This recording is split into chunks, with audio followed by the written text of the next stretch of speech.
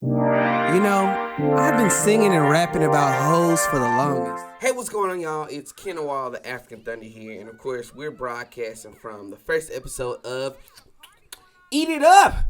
So right here on Eat It Up, we talk about really any and everything. We're gonna talk about whether it be celebrities, whether it be politics, and so on and so forth. So, without further ado, it's a day, 2 days or so after Thanksgiving. So we're gonna go ahead and jump right on in. So I was invited by Keisha and Roderick, for their baby shower. And of course, they're having a beautiful baby boy. And it's great. I'm excited for them. He'll either grow up to be a trap lord or some other king in some aspect, which we're excited to see about. But the thing is, there were a lot of different people that came to the baby shower. So everyone had their own table, everyone had their own food. Check it out. I saw some of everybody, but we're just gonna go down the list and just talk about it. So after I got finished talking with Roderick and Keisha and whatnot, I moved on to the next table.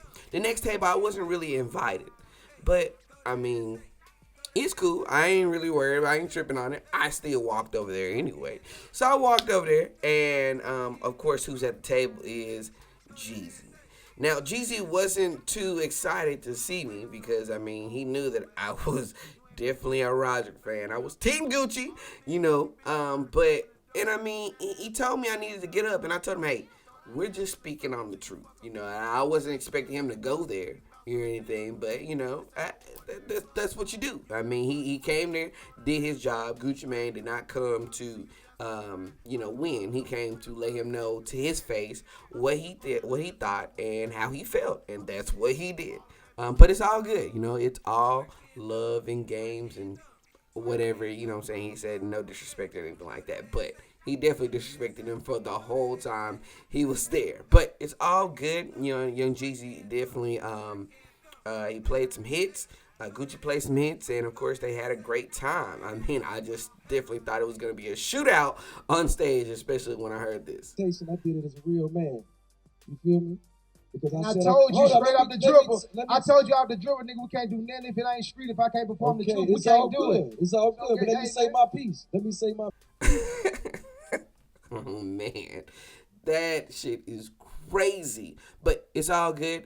We had more guests going on. I was like not finna harp on that. Moved on to the next table. I actually went outside, and I thought that I was like, everything's good. Let me get some air or whatnot because, of course, there were a few haters in the building. So I went outside, and guess who I ran into? I ran into my girl, Kamala. So she was at the party, She's texting Homeland Security. I'm trying to see if my nigga Biden finna pull up.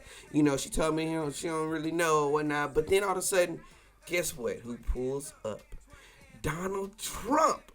Now, Donald Trump has never been invited to the house, never been invited to any family function or cookouts or anything like that, and it probably never will be. But the thing is that he came to admit defeat. So, now y'all know I'm just playing about that. Y'all know he is not doing it, especially even after losing Georgia twice, even in a recount. It's crazy. I would hate to have been one of those people having to recount all those votes just to say, well, yeah, we did it right the first time. And the thing is that his general services administration, they finally said that they're going to transition power to let Biden come into office or whatnot, which, power to the people, the black people, y'all came out, showed up, showed out, and showed up at the polls. Of course, the vote that Donald Trump said that he didn't need to win. But, of course, we proved him wrong with that. So, hey, shout out to y'all. We are in the door. Joe, Kamala, look, I'm excited to see what you got going on. But, hey, we're going to keep it moving. But the thing is that I do want to let you all know about some information that just in case any of my friends just want to, come up on some quick cash, Oregon is the place to go if you want to come up on being a drug dealer. So they just recently passed this law where if you get caught with small amounts of hard drugs, it's damn near perfectly okay. So LSD, cocaine, and heroin, if you get caught with small amounts of drugs for that, then all you got to do is pay $100 fine and then go to a drug rehab center, which is also funded by the legalized marijuana that is there. So look, check this out. This means that you can get away with not only selling weed legally, but then you can also get away with a slap on the wrist and just paying $100 fine and maybe spending a few days in a rehab facility. But for cocaine, you know what I'm saying? Heroin, LSD, come on. It's like a drug dealer's paradise.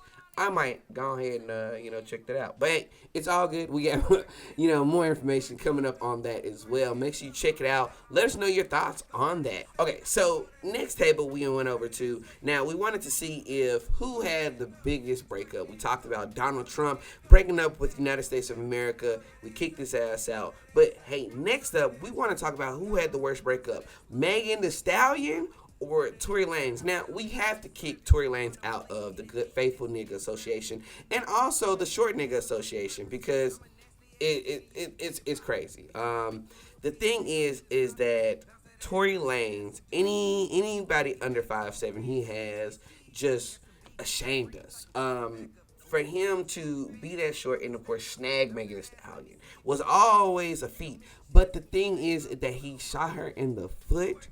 Come on, man. You fumbled your bag. You fumbled her. And honestly, it's a shame. You should be ashamed of yourself. But, Megan Thee Stallion definitely took shots with the good news. Shots fired. The first song on there came out swinging. I'm messing with it. I didn't listen to the whole album because, we all know Megan Thee Stallion doesn't make music for people like me, i.e. guys. But, she went ham. She definitely went ham on it. The critical reception on it was pretty good. Now, DJ Academics did bring up a point. He wanted to know how is Megan Thee Stallion receiving these awards for, Best New Female Artist, Best New Artist, Breakthrough Artist, things like that.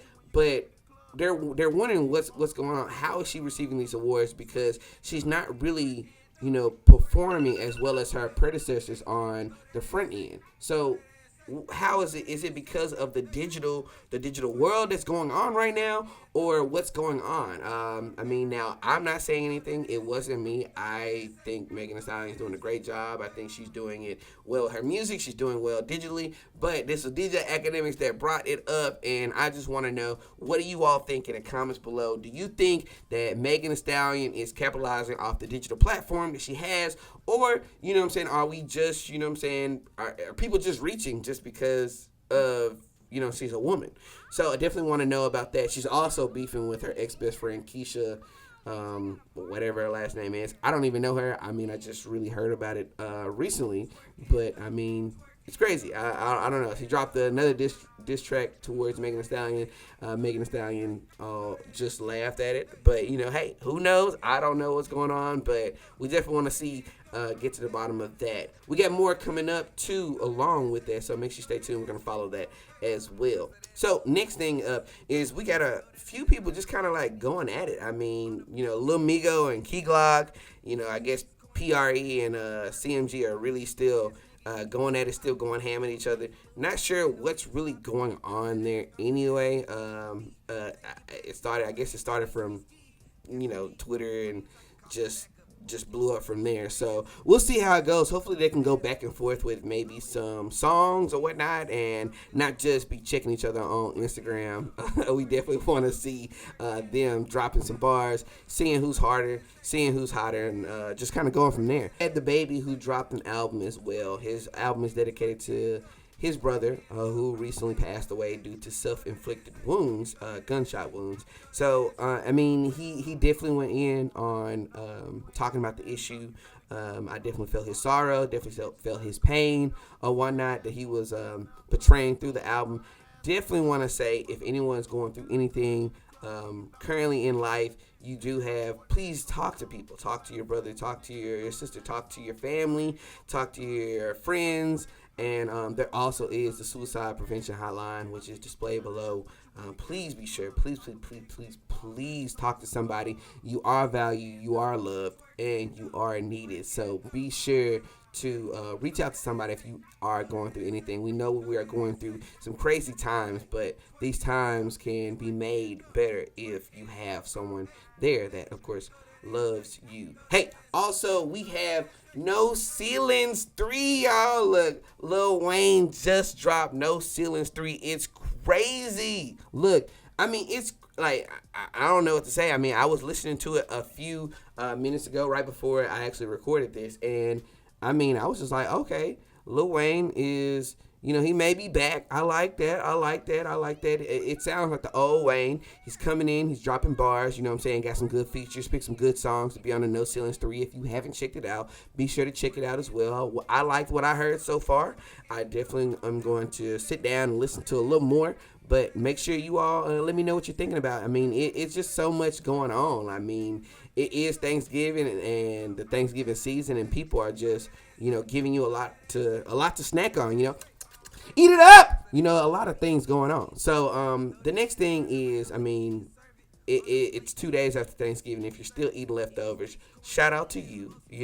Shout out to all the guys who went out there and met several different families during this Thanksgiving season and acted like the boyfriend that you should have been all year. Shout out to you. Shout out to all the ladies who received many to-go plates and, I mean, that means you're doing your job. You are definitely playing the field right. And, of course, being for the streets. We're happy to hear that, happy to see that. And, of course, Eat It Up is going to be here. We're going to be dropping more episodes, more content. I'm just going to be giving you my opinion on different stuff. I mean, this is just the quickest way to give you the news that you want to know about, that you need to hear about. So if you want to be a drug dealer, you can do that. If you want to be, obviously a Stallion fan, you are here. And of course, if you just want to stay up to date with the different things that are going on in the world, it's right here with the music, with the politics, all that, etc. Let me know what you want me to talk about right here in the comments below, whether it be on YouTube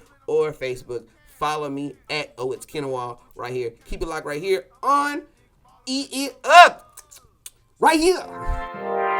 Gotta make it to the top, I ain't never gonna stop giving everything I got. Oh yeah, yeah. Gotta push it till we make it. See a chance, I gotta take it, yeah. Never ever fake it. Oh yeah, yeah. Yeah, we going in for my family, for my friends. We all in it to the end. Jeremy and Kelvin. So, I mean, we're trying to see what's going on. So, I see that you all have not moved forward with the official release of your venue. I mean, we're still waiting. We still haven't seen the official documentation, official flyer, or anything like that about anything that's going on about your versus battle. But we're excited to see.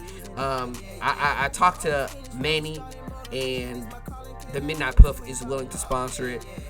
Maybe not, but it's okay. At least that's a start. That's a start somewhere. So we need to go ahead and get something going and see what exactly is going to happen, what's exactly going to transpire. Giving up, that's a sin, yeah. Living life, I gotta win, yeah.